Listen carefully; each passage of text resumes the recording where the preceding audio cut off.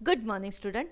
Welcome in 10th English classroom. I am Mrs. Vandana Gamne from Hindi Madhyamik Vidyalaya Nasik, which is run by Krantiveer Vasantrao Narayan Rao Naik education society Nashik. बच्चों कल एक आज ही 2 videos है आएंगे आपको। तो फर्स्ट वीडियो में हम लोगों ने देखा कि किताब में, ये आपके सामने किताब है, किताब में इस साइड में बहुत सारी एक्टिविटीज़ हैं। वो एक्टिविटीज़ हम लोगों ने देखी, उस पर जो क्वेश्चंस थे वो हम लोगों ने देखे। अभी हम लोग ये जो साइड दिखाई दे रहा है आपको, पीछे से दिखा रही हूँ, इंग्लिश वर्कशॉप नाम की जो एक्टिविटी है वो हम लोग देखने जा रहे हैं। तो ज़रा ध्यान दीजिए, सारी किताब के नीचे की एक्टिविटी बहुत ही इंटरेस्टिंग एक्टिविटीज़ है, वो हम लोग देख रहे हैं। फर्स्ट है Who am I? Identify the character from the extract. Extract मतलब लेसन में जो भी कैरेक्टर्स आए हैं सिर्फ कहते जाएंगे, आपको बताना है। फर्स्ट है I am the washerman son, who am I. तो पहला जवाब क्या आया? सीताराम, बराबर है। Next, I am the owner of the bank, who am I. मैं बैंक का ओनर हूँ। हु एम आई, कौन हूँ मैं? बैंक का ओनर मतलब बैंक का मालिक हूँ, तो कौन हूँ मैं? सेठ गोविंद राम। नेक्स्ट है third, I am the sweeper. मैं स्वीपर हूँ। स्वीपर मतलब झाड़ू लगाने वाला। कौन हूँ मैं? हूँ, आपको पता है स्वीपर कौन है? Nathu. Next, I am the friend of Mrs Srivastava. मैं मिसेस श्रीवास्तवा की कौन हूँ? फ्रेंड हूँ। हु एम आई, मैं कौन हूँ? मिसेस भूषण। उसके बाद I am the hairdresser. मैं हेयर ड्रेसर हूँ मतलब बाल बनाने वाला हूँ, तो कौन हूँ मैं? दीपचंद, बार्बर है ना वो। Next, I have a crooked leg. मेरा क्रूकेड लेग है, मेरा पैर जो है वो अपाहिज है, मेरा पैर टूटा हुआ है, तो मैं कौन हूँ? गणपत है। तो आया समझ में? परीक्षा में ये आते, फर्स्ट 2 मार्क्स की एक्टिविटीज़ के लिए सारे क्वेश्चंस आ सकते हैं। फिर अगली एक्टिविटी है make a list of customers of people Nagar bank from the extract. Extract में पीपल नगर बैंक के जो कस्टमर्स थे, जो टेंशन में आ गए थे ना कि बैंक कोलैप्स हो रही है, तो कौन से थे? फर्स्ट तो सबसे पहले तो हम लोग इसकी तरफ जाते हैं कि मिसेस भूषण किसको बताती है? मिस्टर भूषण को बताने जब जाती है तो सबसे पहले वहाँ पे कौन शॉक हो जाता है? मिस्टर कमल किशोर हो जाते हैं, बराबर है।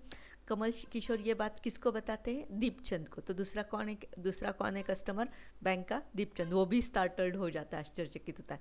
तो वहाँ पे एल्डरली जेंटलमैन बैठा है, तो वो भी पैसे के लिए भागता है, तो तीसरा एल्डरली जेंटलमैन हो गया। चौथा कौन हो गया? ओल्ड गणपत, उसके भी पैसे बैंक में हैं। तो ये सब क्या करते हैं? भागा दौड़ी करते हैं। और उसके अलावा भी बहुत सारे मिस्टर भूषण भी है उनके कस्टमर, तो और भी 2-4 हैं, तो वो लेकिन मेन कस्टमर समझ में आ गए कौन कौन है? Mister Kamal Kishore, mister Deepchand, elderly man, और अपना जो ओल्ड गणपत जो है, ये क्या है? उसके कस्टमर्स है। नेक्स्ट है मैच द फॉलोइंग। ये एक्टिविटी है match the following and right the complete meaningful sentences. 4 sentences दिए बच्चों, ग्रुप ए में 4 है, बी में 4 है, आपको कंप्लीट करने हैं। फर्स्ट क्या है? Sitaram was looking out for any job. उसका जवाब सी आता है। क्या है उसका जवाब? सी में क्या दिया है? That might suit Nathu. जो जॉब किसको सूट हो सकता है? नाथू को सूट हो सकता है। Next, according to Mrs Bhushan, उसका जवाब डी है। According to Mrs. Bhushan, it was the hottest summer in the history of People Nagar. समझ में आया? सेकंड का क्या है जवाब? डी है। थर्ड, गोविंदराम वॉज, उसका जवाब ए है। Govindram was holidaying in Kashmir. Govindram क्या कर रहे थे? He was holidaying in Kashmir. Third का क्या है? ए। फोर्थ का, the manager told the customer, manager ने कस्टमर को कहा। क्या जवाब है उसका? B, to go home and come back the next day. घर जाओ और नेक्स्ट डे वापस आ जाओ। अब पेज नंबर 54 पे देखो, क्वेश्चन एक्टिविटीज है।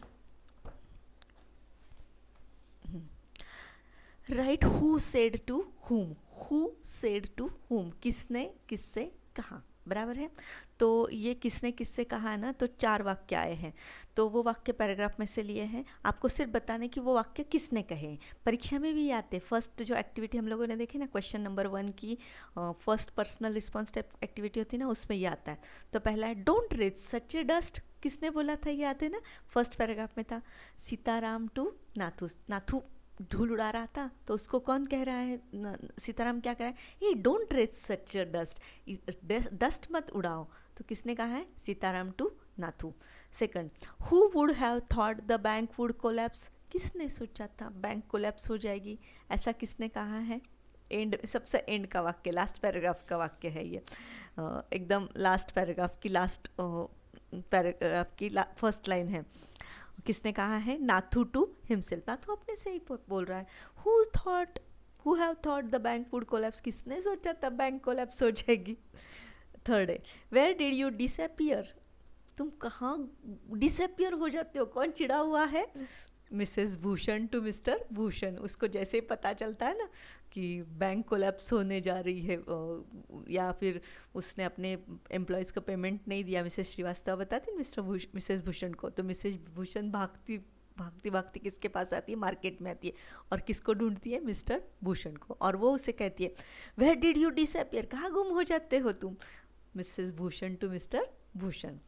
द बर्ड हैज़ फ्लॉन, पंछी उड़ गया, किसने कहा ये, जो एल्डरली जेंटलमैन था ना, वो फ़ोन करने जाता है, किसको फ़ोन करता है, सेठ गोविंद राम को, और वहाँ पता चलता है कि वो हॉलीडेइंग इन कश्मीर है, तो वो उसके जो सेठ है, तो वो क्या किसे बताता है ये न्यूज़, कि elderly gentleman to Deepchand, Deepchand से कहता है कि द बर्ड हैज़ फ्लॉन। अब नेक्स्ट क्वेश्चन जो है, why was the manager of the bank is in dilemma, और डिलेमा का मतलब क्या है, द्विधा मनस्थिति, पढ़ाते समय मैंने बताया था, ये करूँ या वो करूँ, तो मैनेजर जो था वो द्विधा मनस्थिति में क्यों था, 5-6 लाइन्स लिखनी है, पेज नंबर 52 पे पैराग्राफ नंबर 2 में आया है, थर्ड लाइन है, देखो पैराग्राफ नंबर सेकंड की थर्ड लाइन है, डिलेमा शब्द आया उसमें DILEMMA, तो उसी के आगे, emergency funds could only be obtain from another bank some 30 miles distance, emergency fund मिल सकता है किसी और बैंक से, लेकिन वो कितनी दूर थी, 30 माइल की दूरी पे थी, and he was not sure he could persuade the crowd to wait until then, और 30 माइल की दूरी से इमरजेंसी फंड लेकर आने के लिए ये जो क्राउड सामने खड़ा था, क्राउड मतलब भीड़ सामने थी, उनको परस्यूएड करना मतलब उनको मनाना, वो मना सकता है या नहीं, उसके लिए उसके मन में क्या थी, दुविधा थी, और उसी के साथ साथ, and there was no way of contacting Seth Govind Ram on his houseboat in Kashmir, उसकी जो कश्मीर में हाउस बोट थी वहाँ पे उनको कांटेक्ट करने का कोई साधन नहीं था, तो इसकी वजह से हमारे जो मैनेजर साहब जो थे वो क्या थे, डिलेमा में थे। आया समझ में, क्राउड मानने के लिए तैयार नहीं था, इमरजेंसी फंड 30 माइल की दूरी पे दूसरी बैंक में था, वहाँ से लाना पड़ता था, और सेठ गोविंद राम से कोई भी कांटेक्ट नहीं हो रहा था, इसकी वजह से मैनेजर जो थे वो दुविधा में थे। आया समझ पे, पेज नंबर आपको 52 पे सेकंड पैराग्राफ पे ये जवाब ढूंढकर लिखना है। नेक्स्ट है, cross out the odd man, अब लाइन पे हाथ रखिए, ऑड मैन मतलब जो उस ग्रुप में नहीं है, अलग है, सब अगर समझो सब वाइट ड्रेस पहन के आए हैं और उसमें एक ही ब्लैक ड्रेस पहन के आया, तो ब्लैक क्या हो गया, ऑड मैन हो गया, बराबर है, तो वाइट वाले सब क्या है, सेम, और ब्लैक वाला क्या हो गया, ऑड हो गया। तो वैसे ही आपको 4 ग्रुप दिए हैं, 4 ग्रुप में से आपको ऑड मैन कौन है वो ढूंढना है। अब देखो, sweeper, hooligan, beggar, declare and locker.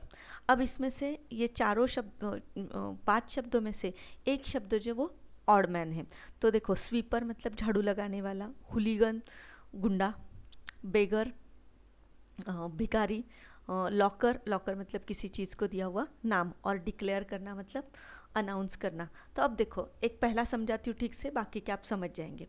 Sweeper किसी व्यक्ति को दिया हुआ नाम, तो पहला क्या है, नाउन है। हुलीगन किसी को बुलाया हुआ नाम से, तो क्या है वो, नाउन है। बेगर फिर से नाउन, भिखारी नाउन है, नाम है किसी चीज व्यक्ति को दिया। और डिक्लेयर करना मतलब अनाउंस करना, वो क्या है, क्रिया है, तो इसलिए डिक्लेयर क्या हो गया, वर्ब हो गया। फिर से लॉकर जो है किसी चीज़ को दिया हुआ नाम, तो लॉकर फिर क्या हो गया, नाउन हो गया। आया समझ में। तो कितने नाउन थे, 4 नाउन थे और एक क्या था, वर्ब था, मतलब एक क्रिया थी। 4 नाम थे, एक क्रिया थी, इसलिए क्रिया कौन सी है? Declare, DECLARE, declare. ये क्या हो गया हमारा? ऑड मैन हो गया। अब आगे के फटाफट हम करेंगे। हरीडली, केयरलेसली, सैलरी, डेफिनेटली, सडनली। और सिंपल तरीका, LY लगता गया है। हरीडली, जल्दी जल्दी से। क्रिया कैसी है? जल्दी जल्दी से, मतलब वो क्या है? एडवर्ब है। हरीडली adverb, carelessly adverb, definitely adverb, suddenly adverb. लेकिन 3 नंबर का सैलरी आया है। सैलरी मतलब किसी चीज़ को दिया हुआ क्या है? नाम है, तो वो क्या हो गया? नाउन हो गया। तो ऑडमैन कौन बन गया है? Salary. Next, eminent, latest, pavement, awful, shocking. इसमें से इमिनेंट एडजेक्टिव है, मतलब विशेषण। लेटेस्ट, अभी की बात, न्यूज़, नाम के बारे में अधिक जानकारी देने वाले शब्द है। इमिनेंट मतलब सबसे महत्वपूर्ण, जिसे हम लोग कहते हैं। लेटेस्ट, वो भी नाउन के बारे में अधिक जानकारी। ऑफुल, बहुत ही आश्चर्यकारक। शॉकिंग, धक्का देने वाली। तो ये सब क्या है? एडजेक्टिव्स है, मतलब विशेषण है। लेकिन इसमें पेवमेंट शब्द आया है। पेवमेंट का मतलब क्या होता है? फुटपाथ। तो फुटपाथ क्या है? किसी जगह को दिया हुआ नाम है। बाकी चारों क्या थे? एडजेक्टिव मतलब विशेषण थे। तो विशेषण सेम है, लेकिन ऑडमैन कौन हो गया? पेवमेंट। वो क्या है? ऑडमैन आउट है। मॉर्निंग, स्कैटरिंग, अगला ले रही हूँ मैं। Morning, scattering, raising, collecting and shouting. अब इसमें देखो, स्कैटरिंग क्या? स्कैटरिंग मतलब बिखेरना। रेजिंग, उड़ाना। कलेक्टिंग, जमा करना। शाउटिंग, जोर से चिल्लाना। ये चारों क्या है? क्रियाएं हैं। लेकिन मॉर्निंग शब्द आया। मॉर्निंग मतलब किसी जगह, सॉरी, किसी इसको दिया हुआ नाम है। किसी, क्या कहते हैं हम लोग इसे, किसी स्थिति को दिया हुआ नाम है, इसलिए मॉर्निंग क्या हो गया है? नाउन है। बाकी सब क्या हो गए? हमारे सारे वर्ब हो गए। वर्ब मतलब क्रियाएं हैं। ऑडमैन कैसे निकालना आया समझ में? हाँ। अब next activity number 7, find the describing words for the following from the text. अब डिस्क्राइबिंग वर्ड्स इस शब्द पे आपको क्या करना है? डिस्क्राइबिंग इस शब्द पे आपको क्या करना है? अंडरलाइन करनी है। अब डिस्क्राइबिंग करना मतलब वर्णन करना। किसी चीज़ को जब हम डिस्क्राइब करते, वर्णन करते, तो वो हमेशा एडजेक्टिव ही होता है, याद रखने का। नाउन का वर्णन करने वाला क्या होता है? एडजेक्टिव। लेकिन बोर्ड के नियम को ये अलग अलग नियमों से निकालते पेपर, तो वो एडजेक्टिव न देते हुए क्या देते? डायरेक्टली डिस्क्राइबिंग वर्ड देते हैं। तो पहला शब्द है टूर। इसमें आया था, Mrs Srivastava was going for her customary tour. Tour कैसी थी उसकी? कस्टमरी। तो पहला शब्द क्या हो गया हमारा डिस्क्राइबिंग वर्ड? कस्टमरी। नेक्स्ट है शॉप। शॉप कैसा था? बार्बर शॉप, बार्बर का शॉप था। फिर विंडो। विंडो मतलब अपनी क्या कहते हैं हम लोग, विंडो पता है, अभी मैं मुझे शब्द रह गया। कैसी थी विंडो हमारी? ग्लास की थी, बराबर है। और लेग, लेग मतलब पैर। पैर कैसा है? किसका लेग आया यहाँ पे? क्रूकेड लेग आया था शब्द, याद है ना? गणपत का लेग कैसा था? क्रूकेड लेग था। ओके। अब एक्टिविटी नंबर 8, जो कंप्लीट द फॉलोइंग टेबल। अब ये जो एक्टिविटी है मैं यहाँ पे दिखाऊंगी आपको, ज़रा से ध्यान दीजिए। ये एक्टिविटी है। ये एक्टिविटी बहुत फेमस है, बोर्ड वालों की भी काफ़ी फेवरेट है, लेकिन इसके लिए बहुत प्रैक्टिस की ज़रूरत होती है। तो आप देखिए, इसकी प्रैक्टिस आपको करनी है। मैं डायरेक्टली बता रही हूँ आपको।